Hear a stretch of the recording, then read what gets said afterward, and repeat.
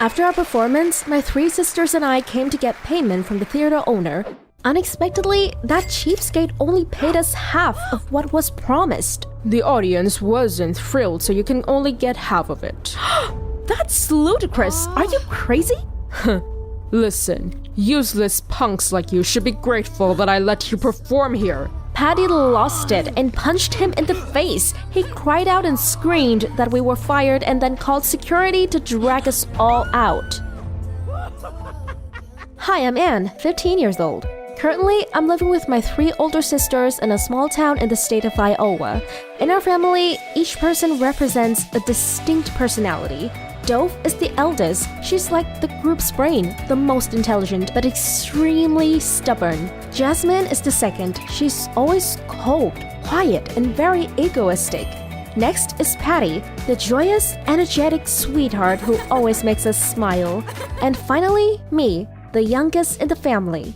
From an early age, Mom taught us to become professional ballet dancers. It's a family tradition passed down from generation to generation.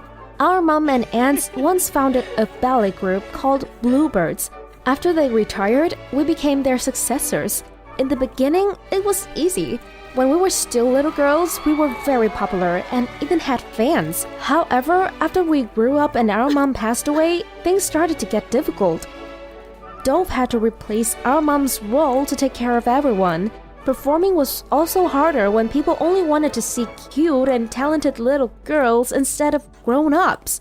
Patty once suggested to Dove that we should give up Bluebirds to find a more stable job, but Dove firmly refused it. She said it was a family tradition and also the dream of our mom. It must be preserved. So, to save money, Dove told us to live frugally. We had to share the bathroom, share the clothes, and even had to open the refrigerator for a limited time. Everyone was trying to save money, but Jasmine was always wasteful and never helped with the housework. That day, Jasmine forgot to close the refrigerator and spoiled lots of our food. While I was finding a way to make use of the leftovers, she wanted to throw them all away. I angrily shouted, "Hey, princess, we can't afford to live in luxury." "Geez, eat them if you want, but I certainly won't." Despite my objections, Jasmine coldly threw it all away. How irresponsible! But one day, when I went to a fast food restaurant, I saw Jasmine working there. Not only that, she was silently suffering a Karen's tantrum for having slow service. That shocked me. Jasmine has a very high ego. She wouldn't let anyone belittle her like that. When Karen started to get hysterical, I went up to them. "Stop! You're being way too rude to her." After that, I pulled my sister away. Jasmine was shocked too when she saw me. After being calmer, we sat down to talk. Turns out, Jasmine had been working there for a while to earn extra income for us. "Why don't you tell us? I thought you were irresponsible." "You're talking about that spoiled food accident, aren't you? It'd be more costly if we got hospitalized for eating that crap." She was right. I felt so dumb. I had misunderstood her for a long time. But that wasn't the only surprise. That day, Patty was extremely restless. She paced the house with a worried face. However, when I asked her, she just refused. But when the postman knocked on the door, Patty immediately rushed to receive a letter and returned to her room. Out of curiosity, I secretly followed her. I hid behind her back and peeked at the letter. OMG! It was the admission letter of a music academy in New York! Unexpectedly, Patty is actually talented. I shouted happily. She was startled and stopped me. "Be quiet, Anne. Don't let Dove know." Why? "I really want to follow my dreams, but that also means leaving Bluebirds. I don't know what to do." Turns out, each of my sisters had their own concerns that I didn't know. We lived in the same house, yet we seemed so far away. One day, I came across a flyer about a teenager's talent show. Immediately, I told my sisters, winning it could bring us money and more opportunities to perform in the future. After thinking, they all agreed. However, there was a dispute among us. While I wanted to improve our performance with difficult moves and wear unique, eye-catching outfits, Dove was completely against that idea. "Those new moves are too dangerous." Plus, our mom and aunts created these original moves. It's our tradition. I think we shouldn't change anything. No matter how hard I persuaded, Dove didn't change her mind. Stubborn as always. However, I still secretly convinced Patty and Jasmine to practice those more difficult movements. In the preliminary round, after a few hours of waiting, our turn finally came. While performing, I noticed that the judges looked very bored. Shoot, our performance probably sucks. Seeing that, I turned to Jasmine and Patty. Change your plan. We'll do those difficult moves. Are you ready? Are you sure we haven't mastered it yet? There's no more time. The judges are losing their patience. So Jasmine and I acted as support for Patty to climb up and perform a split in the air. Everything was perfect until Patty landed. She lost her momentum and was about to fall. Immediately, Dove rushed to help Patty and finished the performance on a good note. We miraculously got accepted to the final. However, because of the improper landing, Patty got hurt and needed to be bandaged after we got home. Dove was extremely angry and scolded me for my thoughtlessness. I angrily shouted back, "How dare you blame me? Your stubbornness made our performance sucks." Dove was so upset that she burst into tears. Patty quickly stopped me. "Stop, Anne, that's too much. Stop pretending that you care, Patty. Aren't you going to leave with your scholarship too? As for Jasmine, do you want to work as a waitress at that fast food restaurant for the rest of your life?" Dove was surprised to hear the family member's secret. She was so pissed off that she was the eldest, but also the last to know. We furiously started shouting blames at each other. Each four of us went back to the room in anger. In the days that followed, our house was suffocating. No one uttered a word. Then one day, Jasmine suddenly packed her things. Patty begged me and Dove to stop her from leaving, but none of us wanted to lower our egos. Then, when Jasmine took the picture frame of our mom and us on our first day joining Bluebirds, Dove stopped her. "It belongs to the whole group. You can't take it." "Let me go, you control freak!" They struggled to snatch the frame, then suddenly it fell to the ground and broke. At that moment, our hearts were broken with it. All of us felt dead silent. When I trembling picked up the photo, I suddenly saw a note that Mom had written on the back of it. "To my darlings, I hope Bluebirds will make you happy and connected. It's the only reason I want you to join it. Always be there for each other. Love, your mother." We burst into tears when we read those words. Thinking back on what we had done to each other, the four of us were extremely embarrassed. Dove choked on her words with tears in her eyes. "I'm sorry, girls. I'm too stubbornly holding onto Bluebirds that I've made it a burden for you all." We hugged Dove and comforted her. She always looked out for us and had it rough too. After thinking carefully, we decided it was time to stop the Bluebirds. We needed to move on. But before that, we put all our energy into the talent competition. It would be our last performance as Bluebirds.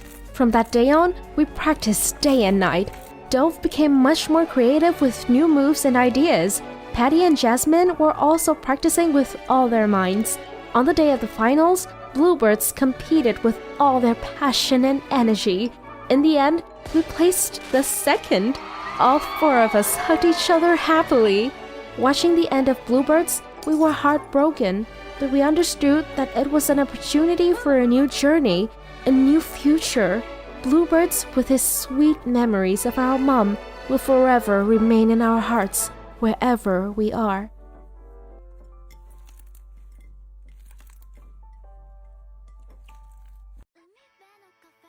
In the blink of an eye, Tawny defeated the Night Wolves, a famous group of bullies at school. OMG, is that really my sweet sister? No way, because in my memory, she was different. I met her on a beautiful morning when Dad brought a strange girl home. "Dear Dahlia, from today on, Tawny will live with us." Wow, she's very beautiful, with long golden hair, a feminine floral dress, and a voice as gentle as the wind. Tawny held out her hand in front of me. "Hi, I'm Tawny. I'm 17. Let's get along." Oops, I almost forgot to introduce myself. I'm Dahlia, 15 years old. I'm living with a single dad. Tawny is my dad's daughter from his first wife. I was expecting troubles from my new half-sister, but, well, she changed my life completely. Tawny took the initiative to get to know me, and her voice was as light as the autumn breeze. She draws very well. Every morning, Tawny sits by the window and paints. She truly looks like a dream.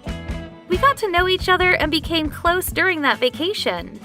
One day, while Tawny was painting, I decided to make her a cup of coffee.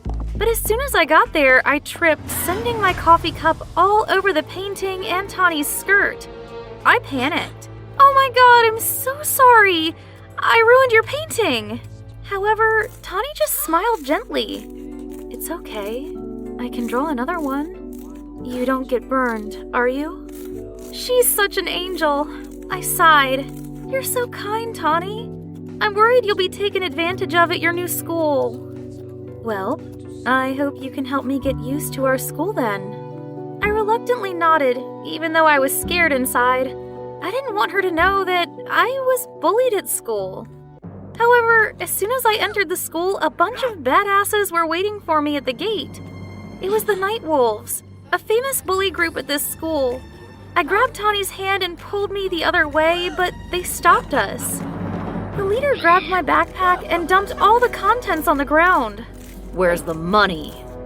"I don't have any." Another guy suddenly approached Tawny. Wow, what a babe. New student, huh? I hugged Tawny and shouted, "Don't touch her!" Tawny was silent for a moment until one of them touched her cheek. Wipe our shoes. Your sister has been doing this for us every day for the past few years. Now it's your turn. Suddenly, Tawny shoved their hands away, growling, "Leave before I get mad." They were excited and continued to laugh at her. Suddenly, Tawny threw a lightning kick that knocked down the leader, and in the blink of an eye, the rest of the bullies were defeated. They got up and ran away in fear. I looked at Tawny in amazement. "Wow, are you really the gentle Tawny I know?" "My mom let me learn martial arts very early. I attained a black belt in karate. Why didn't you tell me that you've been bullied for such a long time?" "I'm not the only victim. They're the Night Wolves. They think they rule this school and are free to bully anyone." The next morning, Tawny took my hand and walked into the school. The Night Wolves fearfully stood back when we passed. The news that Tawny defeated them somehow spread throughout the school. Everyone all looked at us with admiration. It was a feeling that I had never experienced. It's so cool.